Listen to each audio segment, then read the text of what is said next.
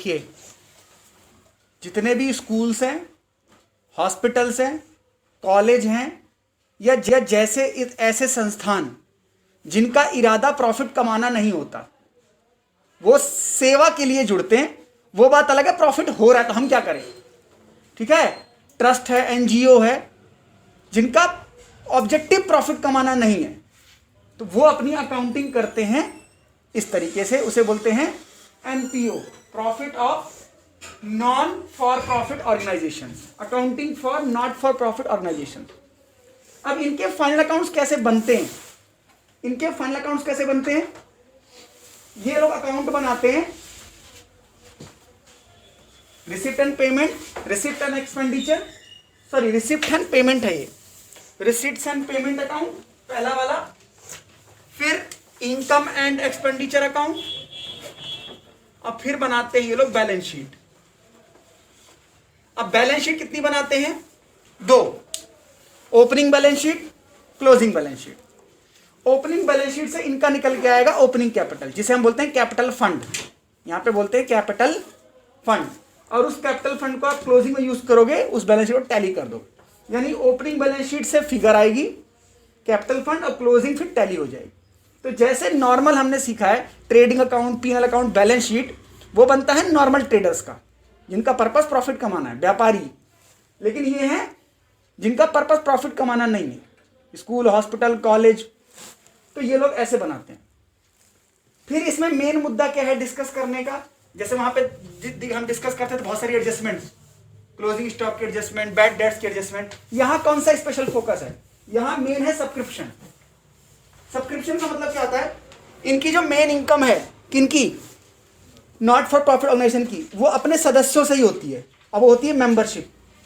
जैसे मान लीजिए हमने कोई संस्था खोली, जैसे गुरुद्वारा प्रबंधन कमेटी, ठीक है ना, तो ऐसे जो समिति बन जाती है, ग्रुप बन जाता है लोगों का, तो वो लोग आपस में ही चंदा जोड़ते हैं। जैसे मतलब भाई सड़क बनानी है, चलो 200 रुपये लाओ, हर साल मेंबर बनने के लिए 100 रुपये मेंबरशिप, तो उसको बोलते हैं सब्सक्रिप्शन। इसकी अकाउंटिंग सीखेंगे, ओपनिंग सब्सक्रिप्शन, क्लोजिंग सब्सक्रिप्शन, कितना मिला, कितना मिलना चाहिए, आउटस्टैंडिंग प्रीवियस ईयर का, आउटस्टैंडिंग करंट ईयर का, इसकी ट्रीटमेंट करेंगे। फिर सीखेंगे फंड्स। अब इसके जो फंड्स होते हैं दो तरीके के होते हैं, एक स्पेशल फंड और एक जनरल फंड। जैसे स्पेशल फंड क्या, स्पेशल फंड का मतलब होता है, जैसे मान लीजिए कोविड-19 के टाइम पे प्रधानमंत्री ने घोषणा कर दी कि जिस परिवार की आय 2.5 लाख से कम है उसे खाते में 5,000 रुपए आएंगे। अब 5,000 रुपए दे रहे हैं वो, और ये नहीं बोल रहे उसका क्या करना है, 5,000 रुपए दे रहे हैं, ये नहीं बोल रहे उसका करना क्या है। इसका मतलब जनरल फंड है, वो जनरल डोनेशन है, जो मर्जी वो कर लो, बीड़ी पी लो, चाहे पीपीटी किट ले लो। लेकिन अब सुनो, कोविड-19 का टाइम है, सरदार ने घोषणा कर दी कि सब लोगों के खाते में 2,000 रुपए आएंगे, और उस 2,000 से आप राशन ले लो। राशन ही लेना, वरना और कुछ यूज में नहीं हो पाएगा। तो इसका मतलब है स्पेशल फंड।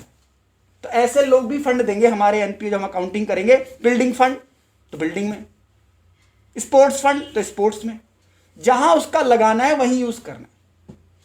तो अगर जनरल फंड है तो उसे इनकम मान लेते हैं,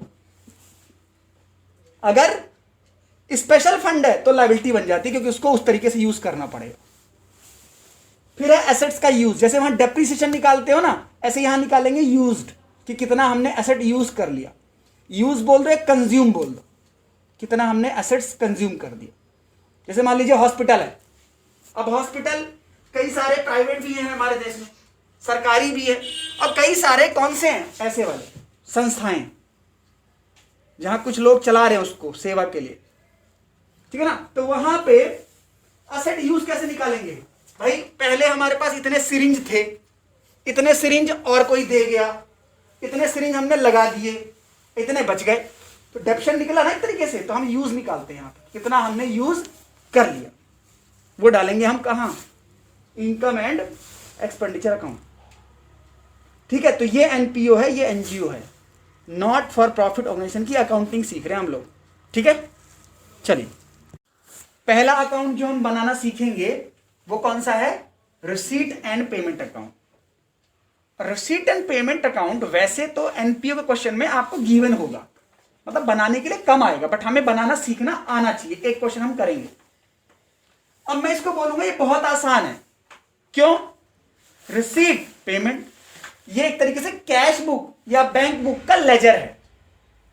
किसका? कैश बुक या बैंक बुक का लेजर है। डेबिट साइड सारी रिसीट्स और क्रेडिट साइड सारी पेमेंट्स। अब कैश बुक तो याद होगी, single column double column 11th वाली, जो आ रहा है डेबिट साइड, जो जा रहा है क्रेडिट साइड। ठीक है ना? तो इसको लेकिन एक क्वेश्चन बनाएंगे।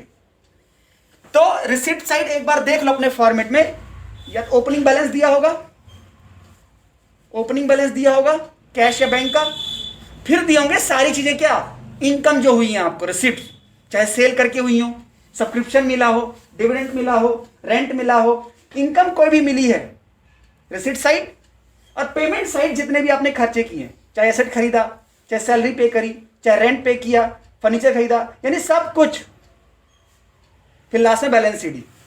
सिंपल था, रिसीट एंड पेमेंट अकाउंट। बोलिए, इनकम एंड एक्सपेंडिचर का फॉर्मेट देखिए अपनी बुक में, देखिए कितना आसान है ये। लेकिन इसमें गलती क्या है? इनकम एंड एक्सपेंडिचर अकाउंट में जो गलती हो सकती है वो ये है कि आपको समझने की गलती। तो अभी समझ लो, income and expenditure account accrual basis पे बनता है। किस पे बनता है? एक्रूअल। और जो पीछे बताया था किसे बनता है? कैश बेसिस पे। अगर आ गया तो रिकॉर्ड करेंगे, नहीं आया तो क्यों रिकॉर्ड करोगे? रिसिप्ट एंड पेमेंट में जो चीज आएगी तो उसको रिकॉर्ड कहां किया, लेकिन यहां पे एक्रूअल बेसिस चलता है। मतलब जो आ गया वो भी लेंगे, जो आएगा वो भी ले लेंगे, यानी एक्रूअल बेसिस पे। खर्चा जो चला गया वो भी लेंगे, जो जाएगा वो भी ले लेंगे, इसे बोलते हैं एक्रूअल बेसिस की अकाउंटिंग। तो इनकम एंड एक्सपेंडिचर अकाउंट किस बेसिस पे है? इनकम एक्सपेंडिचर एक्रूअल बेसिस पे। तो इसमें जो आपको ट्रीटमेंट दिया हुआ है, ऐसे याद कर लो कि यहां एडजस्टमेंट आएंगी किसकी? Bad debts. समझ रहे हो? किस चीज की? और बताओ, एसेट यूज, आउटस्टैंडिंग, प्रीपेड, जितनी चीजें आपको पहले करी थी आपने, वो यहां आएंगी। समझ में आ गया? अब बस यहां पे ध्यान ये रखना है कि आप बताओ, सैलरी देनी है 5,000, सैलरी देनी है 5,000 और दे दी 50,000, तो कितनी लिखोगे तुम एक्सपेंडिचर साइड? सोच के बोलो। इनकम साइड अगर आप देखोगे इनकम एंड एक्सपेंडिचर अकाउंट में, तो क्या लिखा हुआ है? सब्सक्रिप्शन है ना? और क्या लिखी हुई है? कौन कौन सी इनकम लिखी हुई है? जैसे कि subscription, interest on investment, life membership fee. लेकिन लाइफ मेंबरशिप तभी लेंगे जब उसमें लिखा हुआ है जितनी करंट ईयर की ट्रीट करनी है, डिविडेंड, रेंट, यानी कोई भी रिसिप्ट जो इनकम है वो यहां लिख लिया। और एक्सपेंडिचर साइड क्या लिख रहे हैं? खर्चे। अब आप बोलोगे सर जो पेमेंट साइड था वही ले लेंगे सारा। आप बोलोगे सर पेमेंट से सारा उठा लेंगे एक्सपेंडिचर। नहीं, पेमेंट साइड तो आज एसेट्स की भी तो होंगी। तो यहां पे जो एक्सपेंडिचर रिकॉर्ड करना है, खर्चे नहीं लेना है आपको, खर्चे लेना है, सॉरी, खर्चे एसेट्स की नहीं लेते। वो कहां जाएंगे? अब आपने बचपन में पढ़ा है कैपिटल एक्सपेंडिचर, रेवेन्यू एक्सपेंडिचर। तो यहां पेमेंट तो सारी होगी, payment of salary and payment for furniture. Furniture यहां थोड़ा ना आता, वो तो बैलेंस शीट में जाएगा। तो ये ध्यान रखना, पेमेंट साइड सारी पेमेंट रिकॉर्ड है, लेकिन एक्सपेंडिचर में एक्सपेंडिचर लेना है। बात समझ आ रही है?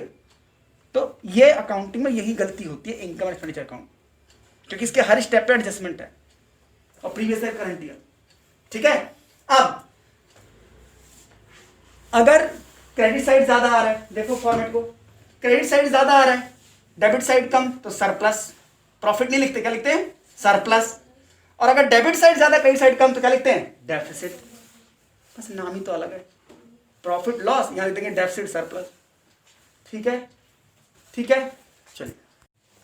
अब बैलेंस शीट देखो दो बनेगी। कैसे बनेगी बैलेंस शीट? अच्छा, क्यों बन रही है बैलेंस शीट? भाई बैलेंस शीट इसलिए बन रही है क्योंकि हमें कैपिटल फंड नहीं दिया होगा। आपको कैपिटल अकाउंट तो दिया होना चाहिए ना बैलेंस शीट टैली करने के लिए, आपको दिया ही नहीं होगा। तो कैपिटल फंड निकालने के लिए हम पहले बनाएंगे opening balance sheet, opening asset सारे पुट करेंगे, ओपनिंग लायबिलिटी, और डिफरेंस क्या मान लेंगे? Capital fund.